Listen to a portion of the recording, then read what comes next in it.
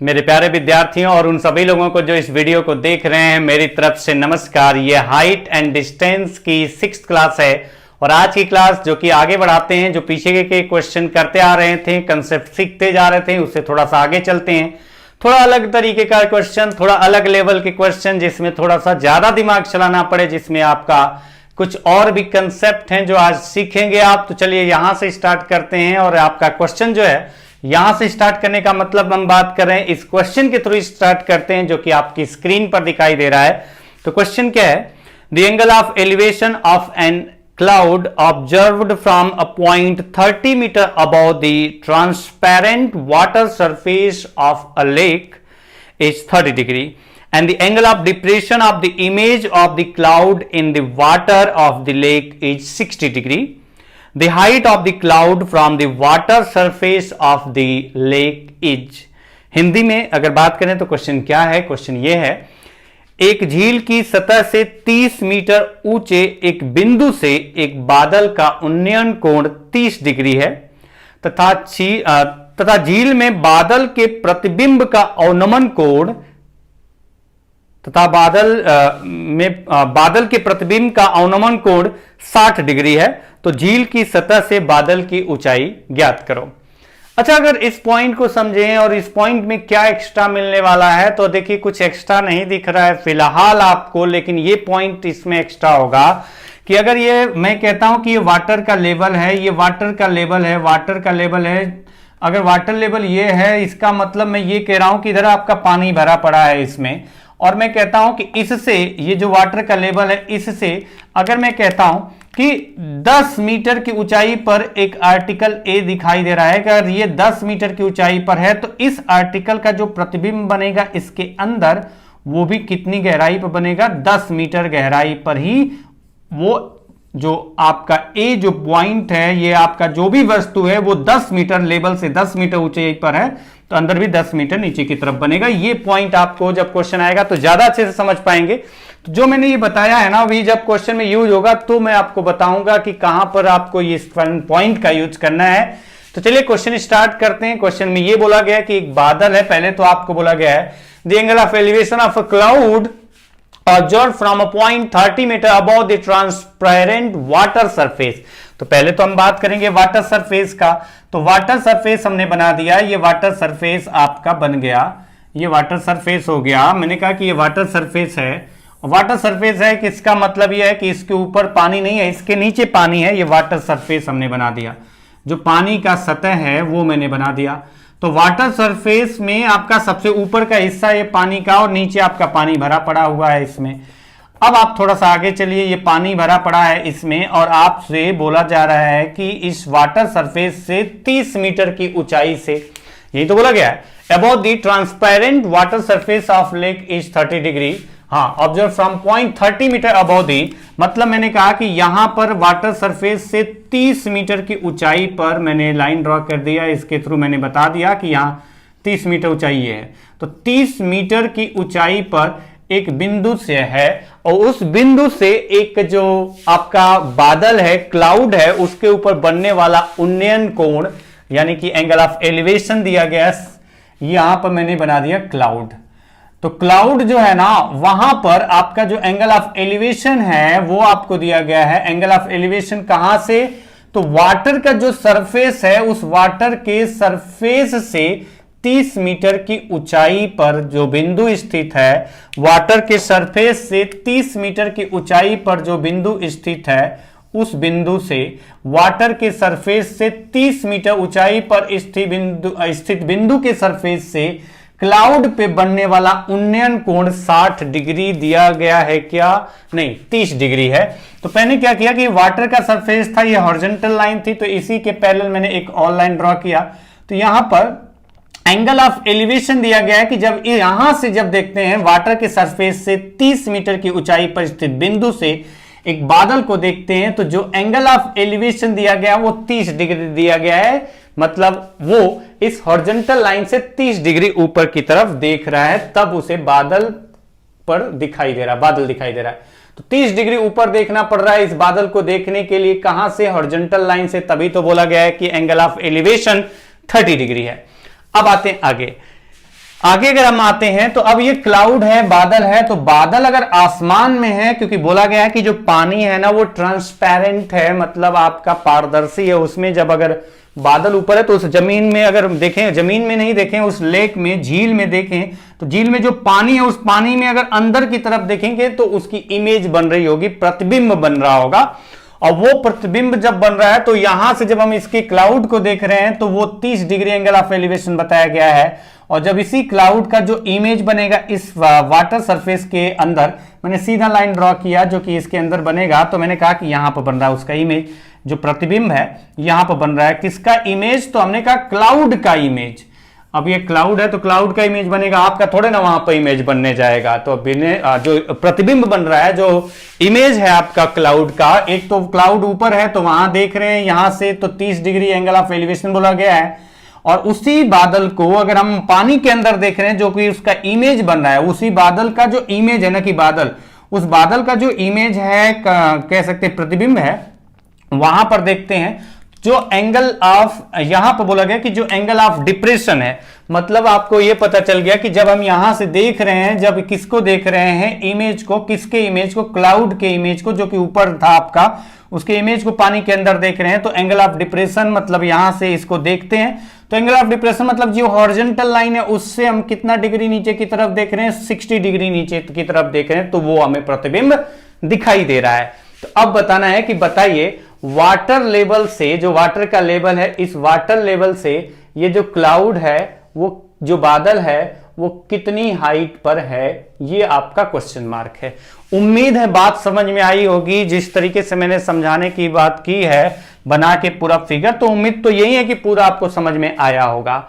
अच्छा, थोड़ा सा और आगे चलते हैं, और ये पॉइंट आपको जब यूज होगा तो मैं बताऊंगा, थोड़ा सा हिंट दिया था ताकि आपके दिमाग में पहले से वो पॉइंट रहे, तो जब मैं फिर दोबारा बताऊंगा तो 2 बार चीजें, एक ही बात अगर 2 बार हो जाती है ना तो वो एकदम दिमाग में बैठ जाती है।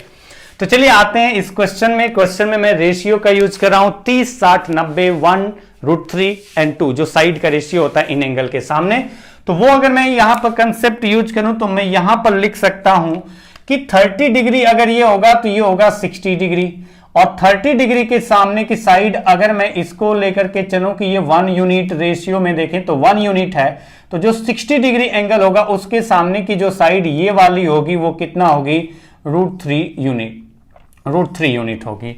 अब थोड़ा सा और आगे चलते हैं, आप स्टेप बाय स्टेप चलते चले जाएंगे, क्वेश्चन का आंसर बहुत आसानी से निकलेगा। अब आते हैं, अगर मैं इस ट्रायंगल की बात करूं, ये वाला जो ट्रायंगल है आपका, इस ट्रायंगल में ये एंगल कितना होगा, तो आप तुरंत बता पाएंगे क्योंकि आपको पता है कि ये तो 90 है ही, तो अगर आपका ये 60 है, 90 का मतलब ये पूरा नहीं, तो ऊपर 90 है नीचे भी 90 है। अगर हम यहां देखें तो ये जो आपका कंडीशन है कि अगर ये 60 है तो ये कितना होगा, 30। ये कैसे होगा, तो आपको पता होता है कि एक एंगल 90 डिग्री है, तो बाकी जो 2 एंगल बचते हैं ट्रायंगल के उनका सम हमेशा 90 डिग्री होता है। तो अगर ये 60 है तो दूसरा 90 - 60 30। आगे आते हैं, अब आप देखिए कि 30 के सामने की साइड अगर √3 इस रेशियो के अकॉर्डिंग आ चुकी है, तो 60 के सामने जो साइड ये वाली आएगी, कौन सी वाली, ये पूरा जो आएगी, ये वाली जो साइड आएगी, इसका लेंथ उसी रेशियो के अकॉर्डिंग कितना होगा जो इसमें 1 और √3 आया है। तो हम कहेंगे कि 30 के सामने √3 है तो 60 के सामने ये पूरा लेंथ होगी, जो कि हमें पता है कि 30 के सामने जो भी साइड होगी 60 के सामने की साइड √3 से मल्टीप्लाई करने पर आती है। तो 30 के सामने साइड √3 है, तो 60 के सामने जब आप √3 को √3 से मल्टीप्लाई करेंगे तो कितना आता है, तो 3 आता है। मतलब ये पूरा जो रेशियो के अकॉर्डिंग देखें तो 3 रेशियो हो गया। अब आते हैं थोड़ा सा पॉइंट जो आपका यहां लॉजिक यूज करना है, लेकिन आप पहले यहां देखो ये टोटल कितना हुआ, 1 यहां हुआ, ये जो पार्ट है 1 हुआ, और यहां से यहां आपका हुआ 3, तो 3 और 1 4, यानी टोटल हुआ कितना, 4। अब अगर ये टोटल 4 हुआ तो पॉइंट ये ध्यान रखना कि अगर ये वाटर का लेवल है, ये वाटर का लेवल है मतलब सरफेस है, मतलब पानी की सतह है, और पानी की सतह से जितना मीटर ऊंचाई पर आपका कोई बिंदु होगा, कोई वस्तु होगी, जितने मीटर ऊंचाई पर होगी, प्रतिबिंब जो बनेगा वो पानी के अंदर जो उसकी इमेज बनेगी वो उतना ही अंदर की तरफ वाटर सरफेस से होगी। जो वस्तु दिखाई दे रही है यहां पर वो वाटर सरफेस से जितना ऊंचाई पर होगी, जो भी वस्तु की बात करें, मार्कर है, क्लाउड है, जो भी आपको दिखाई दे रहा है, तो वो आपका पानी से, पानी की सतह से जितने ऊंचाई पर होगा, पानी के अंदर अगर उसके इमेज की बात करें तो उतनी ही गहराई में आपका वो इमेज होगा। मतलब अगर ये 10 मीटर ऊपर है पानी की सतह से, तो पानी के अंदर जो इमेज बनेगा वो 10 मीटर अंदर बनेगा। अगर ये मैं कहता कि 100 मीटर ऊपर है, तो हम कहते हैं कि अंदर जो डीप, जो इसकी गहराई में, पानी की गहराई में, सतह से पानी की गहराई में 100 मीटर अंदर इमेज बनता। ये पॉइंट आपके लिए इंपॉर्टेंट है। अब इसमें आप वो लॉजिक मत लगा देना कि एक पानी का बर्तन लेना, उसमें पानी भरना और उसमें सिक्के डाल देना और पता चलेगा कि सिक्का बहुत नजदीक दिखाई देता। तो ये लॉजिक वहां पर मत यूज करना। मैं बात ये कर रहा हूं कि जो क्वेश्चन आपके एग्जाम में आता है हाइट एंड डिस्टेंस में, तो मेन आप ये ध्यान रखना कि वाटर के सरफेस से जितनी ऊंचाई पर कोई वस्तु होगी, उस वस्तु का जो इमेज होगा वाटर के सरफेस से उतने गहराई पर होगा, उतने ही अंदर होगा वाटर के सरफेस में। तो अगर ये लॉजिक यूज करेंगे तो आप ये कहेंगे वाटर का लेवल कहां है, वाटर का लेवल यहां है, वाटर का लेवल कहां है, वाटर का लेवल यहां है। तो ये वाटर का लेवल हो गया। और वाटर के लेवल से जितना ऊपर आपका क्लाउड होगा, वाटर के लेवल से उतने ही अंदर की तरफ इमेज बनेगा।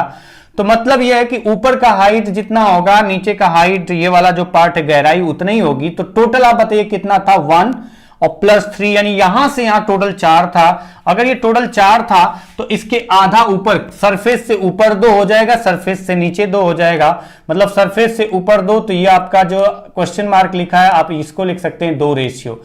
यानी वाटर के सरफेस से क्लाउड कितना ऊपर है, तो 2 यूनिट ऊपर है। और जमीन मतलब उस वाटर का जो सरफेस है उससे कितनी गहराई में उसका इमेज बना है, तो 2 यूनिट अंदर की गहराई में बना है।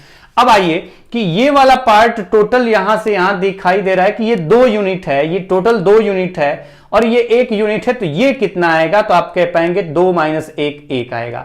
और अगर ये 1 आएगा तो ये भी 1 होगा। मतलब 1 यूनिट जो रेशियो है उसका वैल्यू 30 मीटर है। और 1 यूनिट जो रेशियो है उसका वैल्यू 30 मीटर है। तो 2 यूनिट का वैल्यू कितना होगा, इंटू 30 किया तो 30 × 2 = 60 मीटर ऊंचाई है। यानी वाटर के सरफेस से जो बादल है वो 60 मीटर की ऊंचाई पर है। नेक्स्ट क्वेश्चन पे चलते हैं। अगला क्वेश्चन आपका है, तो जो अगला क्वेश्चन है कुछ इसी तरीके का है, तो उसका आंसर भी तुरंत आपका आना चाहिए। मैं दोबारा बनाऊंगा फिगर, ताकि आपको फिगर बनाने में दिक्कत ना हो। मैं बहुत ज्यादा तो पिछले क्वेश्चन की तरह पूरा बार हर बात नहीं बोलूंगा, लेकिन हाँ फिगर पूरा बनाऊंगा। तो क्वेश्चन क्या है वो आप देख लीजिए। क्वेश्चन ये है, if the angle of elevation of a cloud from a point 200 meter above a lake is 30 degree and the angle of depression of its reflection in the lake is 60 degree, then the height of the cloud above the lake is। एक झील की सतह से 200 metre की ऊंचाई पर एक बिंदु से एक बादल का उन्नयन कोण 30 डिग्री है तथा झील में बादल के प्रतिबिंब का अवनमन कोण 60 डिग्री है। तो झील की सतह से बादल की ऊंचाई ज्ञात करो। थोड़ी स्पीड ज्यादा रहेगी इस क्वेश्चन को करते वक्त, तो कोई दिक्कत नहीं होनी चाहिए, आप समझ जाएंगे तुरंत, क्योंकि आप क्वेश्चन कर चुके हैं। वैल्यू लगभग सब सेम है, थोड़ा सा अंतर दिख रहा होगा, तो वो आपको मैं एक बार और फिगर बना रहा हूं तो आपका एकदम क्लियर हो जाएगा। क्लियर कैसे होगा, फिगर बनाने से। फिगर जैसे ही बन जाएगा आपका आंसर निकल जाएगा। और दोबारा फिगर बनाऊंगा तो मुझे नहीं लगता कि आप में से किसी को भी डाउट रह पाएगा उसके बाद। और चलिए बनाते हैं फिगर। फिगर क्या बनेगा, तो आपको पता है पहले तो बोला गया वाटर का लेवल है, वाटर का सरफेस है, जो ये आपका वाटर का सरफेस हो गया। मैंने कहा ये वाटर सरफेस है। सरफेस है किसका, वाटर सरफेस ही तो लिखा है ना, इसमें कि कुछ और लिखा है। तो आपको बोला गया from point 200 metre above the lake, इसमें नहीं लिखा गया, लेकिन मैं ये कह रहा हूं कि ये वाटर का सरफेस है। वाटर सरफेस है किसका, वाटर सरफेस है जो लेक है, झील है उसका। तो लेक जो है ना, उस झील में जो पानी है उसका सतह है ये। अब बोला गया कि इससे जो वाटर का सतह है झील से कितनी मीटर ऊंचाई पर, तो 200 मीटर की ऊंचाई पर एक बिंदु है। 200 मीटर की ऊंचाई पर एक बिंदु है और उस बिंदु से हम एक बादल को देखते हैं। क्लाउड को थोड़ी स्पीड ज्यादा है बनाने की, क्योंकि आप इस क्वेश्चन को देखें तो ये ऐसा क्वेश्चन अभी की आपने सिर्फ थोड़ी सी वैल्यू चेंज है, वो भी केवल न्यूमेरिकल वैल्यू, हाइट वाला पार्ट ही चेंज है, बाकी सारे एंगल सेम है।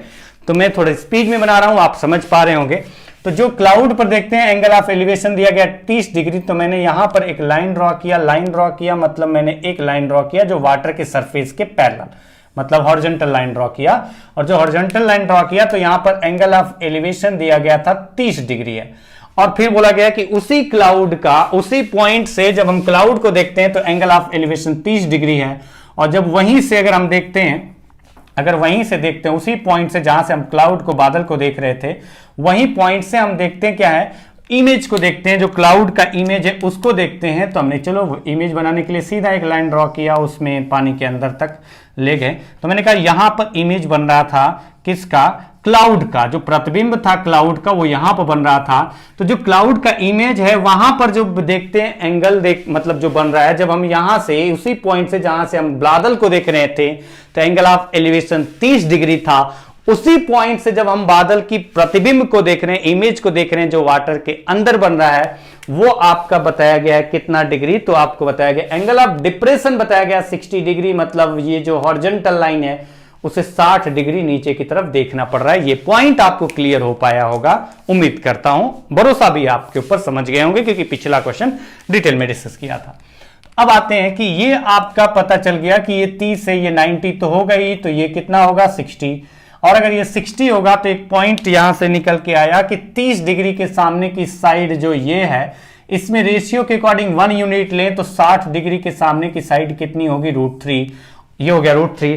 आगे चलते हैं, उसके बाद ये अगर 60 है, क्योंकि ये 90 है, अगर ये 60 है तो ये कितना होगा 30 होगा, और 30 के सामने अगर √3 है तो 60 के सामने फिर से √3 मल्टीप्लाई होगा, क्योंकि 30 के सामने का जो साइड का लेंथ होता है 60 के सामने, अगर राइट एंगल ट्रायंगल की बात करें तो 30 के सामने की साइड का जो लेंथ होता है 60 के सामने की साइड का लेंथ, उसमें √3 मल्टीप्लाई करने पर मिलता है। तो अगर ये 30 के सामने √3 है तो 60 के सामने कितना होगा, मतलब ये पूरा कितना आएगा यहां से यहां तक, तो आप कहेंगे कि ये √3 आएगा। और अगर ये √3 आएगा, ये आपका गया √3, सॉरी ये √3 नहीं आएगा, √3 इंटू √3 मतलब कितना आएगा 3 आएगा। तो टोटल कितना हुआ 1 और +3 = 4। और आपको पता है कि वाटर का जो लेवल है उससे जितना ऊपर क्लाउड होगा उसके अंदर उतना ही नीचे अंदर की तरफ उसका इमेज बनेगा। कहां से, सरफेस से, जो वाटर सरफेस है। और टोटल 4 है तो 4 मतलब 2 से डिवाइड किया, आधा ऊपर आधा नीचे, मतलब 2 ऊपर होगा तो 2 नीचे बनेगा। और आपको पता चल गया कि यहां से वाटर सरफेस से क्लाउड की जो हाइट है रेशियो के अकॉर्डिंग 2 रेशियो आ गई, 2 यूनिट आ गई। अब आप देखिए कि इस क्लाउड का जो हाइट है वाटर सरफेस से कितना है, रेशियो के अकॉर्डिंग 2। और अगर इसका हाइट, ये वाला पार्ट देखें, ये वाला पार्ट देखें तो ये कितना आएगा, तो टोटल यहां से यहां तक का 2, उसमें से 1 निकाल दिया तो ये 1 आएगा, तो ये भी कितना आएगा 1 आएगा। ये जितना हाइट होगा उतना ये आएगा। 1 रेशियो 200 मीटर है तो 2 रेशियो कितना होगा, इंटू 200 किया तो आंसर हो जाएगा 400 मीटर, 400 मीटर। तो क्लाउड की इस वाटर सरफेस से हाइट कितनी है, तो आप कह पाएंगे कि 400 मीटर। नेक्स्ट क्वेश्चन पे चलते हैं। अगला क्वेश्चन थोड़ा सा चेंज तरीके का होगा। तो ये जो क्वेश्चन है अगला, थोड़ा सा ध्यान से समझेंगे। कहां चला गया ये क्वेश्चन, नंबर कितना था, एक एक करके हम लोग आगे बढ़ रहे हैं। ये थोड़ा सा गड़बड़ हो गया, भाग गया अपने मन से, इसका मन नहीं कर रहा है, लेकिन फिर भी इसको छोड़ेंगे नहीं, जब तक तोड़ेंगे नहीं तब तक छोड़ेंगे नहीं। ये आपने डायलॉग सुना होगा, एक मूवी है, कौन सी मूवी है, तो आपको पता है कि द माउंटेन मैन, कौन, मार्जी। तो आप आइए क्वेश्चन पे आइए, इधर उधर की बातें छोड़ते हैं, इसको तो करेंगे ही करेंगे, चाहे कहीं पर भागे लेकिन करेंगे जरूर। क्वेश्चन क्या है, तो क्वेश्चन है आपका, a round balloon of radius 200 meter subtends an angle 60 degree at the eye of an observer while the angle of elevation of its center is 45 degree. The height of the center of the balloon is। एक गुब्बारे की त्रिज्या 200 metre है। इस गुब्बारे से एक प्रेक्षक की आंखों पर बनने वाला कोण 60 डिग्री है तथा भूमि से गुब्बारे के केंद्र का उन्नयन कोण 45 डिग्री है। तो गुब्बारे के केंद्र की भूमि से ऊंचाई ज्ञात करो। अच्छा, अगर इस क्वेश्चन को करना है तो कुछ कंसेप्ट होते हैं ज्योमेट्री के, वो आपको पता होना चाहिए। अगर वो नहीं पता है तो दिक्कत आएगी, तो थोड़ा सा मैं उसके बारे में डिस्कस आपके साथ यहां पर करूंगा ताकि आपको दिक्कत न रहे उन पॉइंट्स पे जिससे आपका रिलेट होके कुछ क्वेश्चन ज्योमेट्री के वो पॉइंट जिससे रिलेट होकर कि ये वाला क्वेश्चन, और बहुत सारे क्वेश्चन बनते हैं। फिलहाल अगर इस क्वेश्चन की बात करेंगे तो इसके अकॉर्डिंग जो ज्योमेट्री का कंसेप्ट यूज होगा यहां पर, उसके बारे में थोड़ा सा डिस्कस करूंगा। सबसे पहले उसके एक बार बता दूंगा ताकि जब क्वेश्चन करने जाए तो फिर वहां पर पॉइंट आपको कोई दिक्कत ना हो। तो वो पॉइंट आपका ये होता है कि जब भी अगर आप कोई सर्कल बनाते हैं तो सर्कल, यहां गुब्बारा गोले की बात करें मतलब सर्कल की तरह ही तो दिखेगा। तो इसमें जो मेन पॉइंट आपका ये है कि अगर मैं यहां से सर्कल बनाता हूं और ये वृत्त है और वृत्त के बारे में मैं डिस्कस कर रहा हूं कि यहां से इस तरीके से मैंने कहा कि यहां से दो टेंजेंट ड्रॉ किया, ये हो गया आपका टेंजेंट। टेंजेंट का मतलब यह हुआ कि यहां पर एक पॉइंट लिया और इस पॉइंट P से मैंने इस सर्कल पर एक लाइन ड्रॉ किया, और ये लाइन क्या कर रही है कि सर्कल के एक पॉइंट को टच करते हुए आगे की तरफ जा रही है, कट नहीं कर रही है, सर्कल के एक पॉइंट पर टच करते हुए जा रही है। मतलब मैंने कहा कि यहां पर एक सिक्का रखा और एक मैंने पेंसिल लिया और पेंसिल को इस तरीके से रखा कि जमीन पर ये टच कर रही है और ये इसके ऊपर से टच करते हुए रखी हुई है इस तरीके से, तो अंदर की तरफ नहीं जा रही, मतलब उसके सरफेस को जो आपका बाउंड्री है उसको टच करते हुए किसी एक पॉइंट पर टच करते हुए जा रही है, तो ये आपका टेंजेंट होता है जिसे हम लोग बताते हैं स्पर्श रेखा। तो अब आपका जो कंडीशन है कि ये स्पर्श रेखा है, तो ये जो स्पर्श रेखा होती है ये आपस में इक्वल होती है। छोटे छोटे पॉइंट देखते हैं, समझते हैं, आपको क्लियर हो जाएगा। आवश्यकता होगी किसकी वो आपको समझ में आ जाएगा थोड़ी देर में। तो ये पॉइंट आपको क्लियर होना चाहिए कि आपका सर्कल है, वृत्त है, वृत्त के बाहर किसी भी बिंदु से उस वृत्त पर अगर हम दो टेंजेंट ड्रॉ करते हैं, स्पर्श रेखा ड्रॉ करते हैं, तो वो हमेशा बराबर होती हैं। दूसरा पॉइंट आपका ये थोड़ा थोड़ा पॉइंट ध्यान रखना कि अगर उसका सेंटर होगा, केंद्र होगा, केंद्र से जो आपका सर्कल का केंद्र होता है उसके केंद्र से अगर हम उस पॉइंट को मिलाएं जहां पर ये आपका लाइन ड्रॉ करने पर ये टच कर रहा है, स्पर्श रेखा टच कर रही है जिस पॉइंट पर, अगर उस लाइन को हम मिलाते हैं ना, उस पॉइंट को मिलाते हैं सेंटर से, तो वो हमेशा परपेंडिकुलर होते हैं। कौन? ये जो आपका लाइन आ रही है और जो आपका ये आपका रेडियस ही तो हुआ, सेंटर से सरकमफ्रेंस तक का जो डिस्टेंस है रेडियस, तो ये जो रेडियस वाली जो लाइन है और ये जो टेंजेंट है ये हमेशा एक दूसरे के परपेंडिकुलर होते हैं। कौन से पॉइंट पर? जहां पर वो टेंजेंट सर्कल को टच करता है। जिस पॉइंट पर वो टेंजेंट स्पर्श रेखा सर्कल को टच करता है उस पॉइंट को सेंटर से मिलाएं, तो जो आपका एंगल यहां पर बनता है वो हमेशा 90 डिग्री होता है। ये बेसिक कंसेप्ट है जो कि ज्योमेट्री में आप पढ़ोगे, लेकिन यहां पर यूज है तो इसलिए डिस्कस कर रहे हैं। तो यहां मतलब यहां पर भी तो अगर ये आगे जाएगा तो ठीक है, जिस पॉइंट पर ये टच करा अगर मैं उसको मिलाऊं तो ये भी 90 डिग्री होगा। ये पॉइंट क्लियर होना चाहिए, 90 डिग्री होगा। अब मैं अगर यहां से इसको मिलाता हूं तो ये पॉइंट आपको यहां पर ये भी क्लियर होना चाहिए कि जब मैंने इसके सेंटर को उस पॉइंट से मिलाया तो ये जो लाइन है ना, ये लाइन क्या करेगी कि ये दो इक्वल पार्ट में डिवाइड करती है। और अगर आप कंसेप्ट पढ़ पाए, ये रेडियस है, ये रेडियस है, ये आपका आपस में बराबर है। तो मैं प्रूव करके नहीं दिखा रहा हूं, प्रूफ भी इसका है लेकिन प्रूव करने की जरूरत नहीं है, बस इतना ध्यान रखिए। अब लेंथ की बात नहीं करेंगे क्योंकि उसकी जरूरत नहीं है ज्यादा। अगर मैं इस एंगल और इस एंगल की बात करें तो ये एंगल थीटा होगा, तो ये एंगल भी थीटा होगा।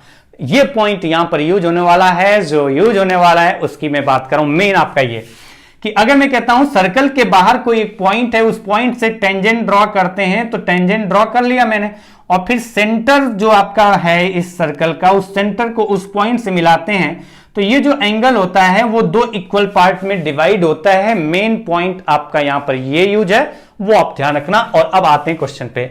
अच्छा, एक और पॉइंट शायद इसमें आपको यूज होगा, तो क्वेश्चन वाइज ही चले तो ज्यादा बेहतर होगा। जैसे को बोला गया है और राउंड बैलून, बैलून तो आपका बहुत सारे तरीके का होता है, कुछ राउंड बैलून होते हैं, कुछ राउंड नहीं होते हैं। तो हम बात कर रहे हैं यहाँ पर राउंड बैलून की, गोलाकार जो है वो गुब्बारा। तो एक गुब्बारा है जो कि ऑब्जर्वर की आंखों पर बोला गया है। देखिए आप ध्यान से समझिए कि इसमें जो एंगल बोला गया, कौन से एंगल की बात कर रहे हैं। यहां पर एंगल ऑफ एलिवेशन, शुरू में जो आपको एंगल दिया गया है वो एंगल ऑफ एलिवेशन या एंगल ऑफ डिप्रेशन नहीं बोला गया है। तो बोला गया around balloon of radius 200 metre. चलिए रेडियस भी इसका 200 मीटर हो गया, रेडियस 200 मीटर। ये आप देखिए substance and angle of 60 degree at the I of an observer. तो अब इसमें क्या होता है कि जब मैं यही क्लास जो होती है ऑफलाइन उसमें पढ़ाता हूं तो वहां पर दिक्कत ये आती है कि लोगों को समझ में ही नहीं आता। लोगों का मतलब जो लोग कर रहे हैं, मतलब जितने भी स्टूडेंट्स हैं वो अगर करते हैं तो उसमें से अधिकतर अगर नहीं जानते हैं ना तो वो कंफ्यूज हो जाते हैं कि ये कौन सा एंगल, कहां पर एंगल बन रहा है। तो ये मेन पॉइंट है, वो आपको बता रहा हूं। समझिए कि बोला गया कि इस गुब्बारे से जो किसी ऑब्जर्वर की आंखों पे बनने वाला जो एंगल है वो 60 डिग्री है। तो इस गुब्बारे से ऑब्जर्वर की आंखों पर बनने वाला एंगल बोला गया 60 डिग्री है। तो यहां से मैंने क्या किया कि दोनों से यहां से टेंजेंट ड्रॉ किया और टेंजेंट ड्रॉ किया जिस पॉइंट पर मिले, मतलब कहा कि यहां पर उसकी आंख है और ये आंख पे जो बनने वाला एंगल है वो आपको बताया गया है, ये आपको बोला गया 60 डिग्री है। कौन सा? ये वाला पार्ट बोला गया ये पूरा 60 डिग्री है। ये 60 डिग्री बताया गया है। तो आपको ध्यान ये रखना है कि जब भी अगर बात की जाएगी कि अगर किसी गुब्बारे से किसी ऑब्जर्वर की आंखों पर बन रहा है इतना कोण है, तो हम दो टेंजेंट ड्रॉ करेंगे, और जब दो टेंजेंट ड्रॉ करेंगे तो वहां से हम लोग देखेंगे, जब दो टेंजेंट ड्रॉ करेंगे तो वहां से हम अगर देखते हैं तो दो टेंजेंट ड्रॉ करने के बाद जो दो टेंजेंट जहां पर भी पॉइंट, आप देखिए ध्यान से रिलेट करिए इस पॉइंट को, क्या पॉइंट है, यही वाला कंसेप्ट है, वो उधर की तरफ बनाया या इधर की तरफ। जैसे यहां पर मैंने कहा कि ये आंख हो गई, पी पॉइंट पर आंख हो गई, तो कंसेप्ट तो वही है ना। तो आपको बोला गया कि इस गुब्बारे से देखने वाले की आंखों पर बनने वाला उन्नयन कोण की बात ही नहीं की जाएगी, क्योंकि यहां पर तो आपको बोला गया कि इतना एंगल बन रहा है, यहां पर एंगल ऑफ एलिवेशन है, एंगल ऑफ डिप्रेशन की बात नहीं की जा रही। तो इस गुब्बारे से ऑब्जर्वर की आंखों पर बनने वाला एंगल जो दिया गया 60 डिग्री दिया गया है। ये देखिए, ये पॉइंट जो एंगल बराबर बराबर होता है, पहला पॉइंट। दूसरा पॉइंट आपको देखना है क्या कि कहां पर एंगल बन रहा है और किससे बन रहा है। तो गुब्बारे से ऑब्जर्वर की आंखों पर एंगल बन रहा है, वो 60 डिग्री है। अब थोड़ा सा आगे आते हैं, फिर आगे बोला गया 60 at the eye of an observer while the angle of elevation of its center is 45 degree. अब जबकि इसी पॉइंट से जो इसके सेंटर पर जो एंगल ऑफ एलिवेशन है वो दिया गया है कितना, 45 डिग्री, 45 डिग्री। तो चलिए ये भी बना लेते हैं। यहां से इसकी आंखों पर बनने वाला जो एंगल है वो कितना दिया गया है, तो ये दिया गया है एंगल ऑफ एलिवेशन। और एंगल ऑफ एलिवेशन की बात की जाएगी तो तुरंत हॉरिजॉन्टल लाइन यहां से ड्रॉ करेंगे। तो हॉरिजॉन्टल लाइन ड्रॉ किया, और हॉरिजॉन्टल लाइन से कितना डिग्री बोला गया, तो बोला गया 45 degree. 45 degree angle of elevation बोला गया, मतलब हॉरिजॉन्टल लाइन से 45 डिग्री ऊपर की तरफ देखना पड़ रहा है। कब, जब हम उसके सेंटर की तरफ देख रहे हैं तब। तो अब ये 45 डिग्री हो गया। अच्छा, ये पॉइंट तो आपको क्लियर होना चाहिए कि अगर ये टोटल 60 है, अगर ये टोटल 60 है, कौन टोटल 60 है, तो आपको पता है कि ये वाला पार्ट, अगर ये टोटल 60 है, 60 है, तो कितना कितना होगा, तो आपको पता होना चाहिए कि ये दो टेंजेंट है और सेंटर को मिलाने वाली लाइन है। और अगर ये टोटल 60 है तो इधर आपका आएगा 30 डिग्री और ये भी आएगा 30 डिग्री। ये 30 डिग्री होगा, क्योंकि आपका दो टेंजेंट और आपका फिर उसके बाद यहां पर हमने सेंटर से मिलाया उस पॉइंट को, तो जो एंगल बनता है वो दो इक्वल पार्ट में डिवाइड हो जाता है। तो ये पॉइंट आपको पता होना चाहिए। टोटल 60 था तो 30 डिग्री और 30 डिग्री हो गया, 30 डिग्री एंड 30 डिग्री। और ये जो था आपका सेंटर पर बनने वाला जो उन्नयन कोण था, एंगल ऑफ एलिवेशन था। एंगल ऑफ एलिवेशन मतलब आपका जो हॉरिजॉन्टल लाइन है, आपका जो हॉरिजॉन्टल लाइन है उससे आपका जो हॉरिजॉन्टल लाइन ड्रॉ किया उससे 45 डिग्री की ऊपर की तरफ देखना पड़ रहा है, ये 45 डिग्री दिया गया है। और आपसे पूछा गया तो बताइए सेंटर की ग्राउंड से हाइट कितनी है। तो ये सेंटर जो है ना वो कितना ऊंचाई पर है, ये सेंटर कितनी ऊंचाई पर है, ये आपसे पूछा गया है। अच्छा, ये है क्वेश्चन मार्क। अब आप आइए क्वेश्चन पे, क्वेश्चन को ध्यान से समझेंगे, कोई दिक्कत नहीं होगी। ये जो दो पॉइंट बताया मैंने, ये वो पॉइंट की इक्वल एंगल बराबर बराबर डिवाइड होता है, वो पॉइंट। और गुब्बारे से ऑब्जर्वर की आंखों पर बनने वाला एंगल, मतलब किस एंगल की बात की जा रही है, ये अगर दो पॉइंट क्लियर है तो आपको दिक्कत नहीं आएगी। तो चलिए आते हैं क्वेश्चन पे। अगर मैं कहता हूं ये टेंजेंट था, तो अगर मैं इसको मिलाता हूं तो ये तो रेडियस है, और रेडियस से मतलब कितना है, ये 200 मीटर, ये हो गया 200 मीटर। दूसरा पॉइंट आते हैं यहां पर, अगर ये 30, और हमें ये भी पता है कि 90 डिग्री होगा, यह भी मैंने बताया 90 डिग्री होगा। अगर ये 90 डिग्री है, ये 30 डिग्री है, 30 डिग्री है, तो ये कितना होगा 60। और यहां पर ज्यादा इधर उधर करने की जगह आप यहां पर देखिए कि अगर 30 डिग्री के सामने की साइड अगर एक होगी तो 90 डिग्री के सामने की साइड 2 होगी। मतलब हम कह सकते हैं कि 30 डिग्री के सामने की साइड का लेंथ 200 मीटर है, तो 90 डिग्री के सामने की साइड का लेंथ क्या होगा, 400 मीटर आ जाएगा। 30 डिग्री के सामने की साइड का लेंथ जो होगा राइट एंगल ट्रायंगल में 90 डिग्री के सामने की साइड हमेशा उसका डबल लेंथ होती है। तो मैंने कहा राइट एंगल ट्रायंगल है, 30 60 90 है। 30 के सामने की जो रेडियस है, क्योंकि ये रेडियस है, सेंटर से सर्कमफ्रेंस का डिस्टेंस 200 मीटर रेडियस है। अगर ये 200 है तो 90 डिग्री के सामने 400 होगा। अब आते हैं कौन से ट्रायंगल में, इस ट्रायंगल में। और अगर इस ट्रायंगल में आएंगे, जो रेड कलर से दिख रहा है ट्रायंगल बना हुआ, इस ट्रायंगल में आएंगे तो आप बताएंगे कि अगर ये 45 है तो ये कितना होगा, तो आप कहेंगे ये भी 45 होगा। तो ये कितना है, ये तो 90 है। तो आपको ये रूल तो पता है ना कि 45 45 और 90 वाला केस क्या होता है। 45 45 90 वाला केस होता है 1 1, 45 45 के सामने 1 1 और 90 के सामने √2। तो √2 की जो रेशियो, √2 वैल्यू जो है ना, √2 रेशियो की वैल्यू 400 है। तो अगर √2 रेशियो की वैल्यू 400 है तो 1 रेशियो की वैल्यू 1 यूनिट की वैल्यू कितनी आ गई 400, ये मीटर है, डिवाइडेड बाय √2, और अगर ये डिवाइड करें तो ये आता है 200 √2 200 कैसे है? अगर कोई कंफ्यूजन हो तो आप लिख ये सकते हैं कि 400 को क्या लिख सकते हैं, तो 400 को लिख सकते हैं, 400 को लिख सकते हैं 200 इंटू 2, और 2 को लिख सकते हैं √2 इंटू √2 इंटू √2 और डिवाइडेड बाई √2, तो आपका ये कैंसिल हो जाता है। तो ये आपको बार बार मैं बता रहा हूं ताकि कुछ कंफ्यूजन न रहे आपका।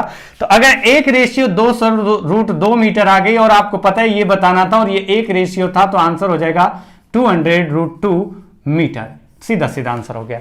तो ये जो बेसिक कंसेप्ट बताया, 2-3 पॉइंट मैंने बताया, वो ध्यान रखना कि ये हमेशा 90 डिग्री होता है, एंगल इक्वल बराबर होता है। और जब हम बात करते हैं कि गुब्बारे से किसी ऑब्जर्वर की आंखों पर एंगल कितना बन रहा है, तो वो कौन सा एंगल की बात करते हैं वो आपको पता होना चाहिए। चलिए नेक्स्ट क्वेश्चन पे चलते हैं। एक और क्वेश्चन आज की क्लास में करते हैं, फिर आज की क्लास समाप्त करेंगे।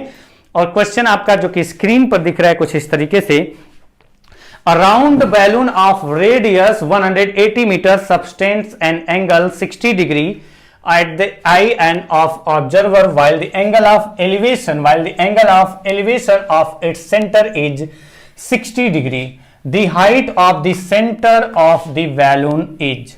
हिंदी में अगर बात करें तो ये क्वेश्चन जो हिंदी में क्या है, तो हिंदी में कुछ इस तरीके से है। हिंदी में भी एक बार देख लेते हैं कि क्या है।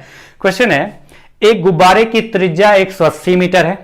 इस गुब्बारे से एक प्रेक्षक की आंखों पर बनने वाला कोण 60 डिग्री है तथा भूमि से गुब्बारे के केंद्र का उन्नयन कोण 60 डिग्री है। तो गुब्बारे के केंद्र की भूमि से ऊंचाई ज्ञात करो। चलिए बनाना स्टार्ट करते हैं, क्योंकि कंसेप्ट वही उसी तरीके का क्वेश्चन है, तो इसमें ज्यादा टाइम नहीं लगेगा क्वेश्चन को सॉल्व करने में। ये हो गया गुब्बारा और ये हो गया गुब्बारे का रेडियस, कितना 180 मीटर। गुब्बारे का रेडियस कितना दिया गया है 180 मीटर। तो मैंने बनाया गुब्बारा, और वो भी कौन सा, गोल गुब्बारा, और उसका रेडियस कितना था 180, तो मैंने लिख भी दिया। और इस गुब्बारे से प्रेक्षक का मतलब ऑब्जर्वर की आंखों पर बनने वाला कोण दिया गया है। तो इस गुब्बारे से ऑब्जर्वर की आंखों पर बनने वाला कोण मैंने बना दिया। और ये जो एंगल बताया गया है वो कितना बताया गया है, तो बताया गया 60 डिग्री। अब ये 60 डिग्री बता दिया गया, तो मैंने ये लिख भी दिया।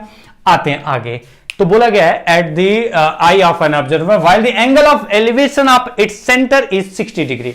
ये ऑब्जर्वर की आंखें भी बना देते हैं, थोड़ा अच्छा लगेगा, आंख बनी हुई दिखेगी। तो अब अगर ऑब्जर्वर की आंखों पर बनने वाला जो एंगल था इस गुब्बारे के द्वारा 60 डिग्री था, और उसके बाद बोला गया कि इससे आपका इसके सेंटर पर, किसके सेंटर पर, गुब्बारे के सेंटर पर बनने वाला कौन सा, तो मैंने पहले बना लिया जो एंगल ऑफ एलिवेशन है। और एंगल ऑफ एलिवेशन जैसे ही बोला गया वैसे ही मैंने हॉरिजॉन्टल लाइन ड्रॉ कर दिया, उस पॉइंट से हॉरिजॉन्टल लाइन ड्रॉ कर लिया।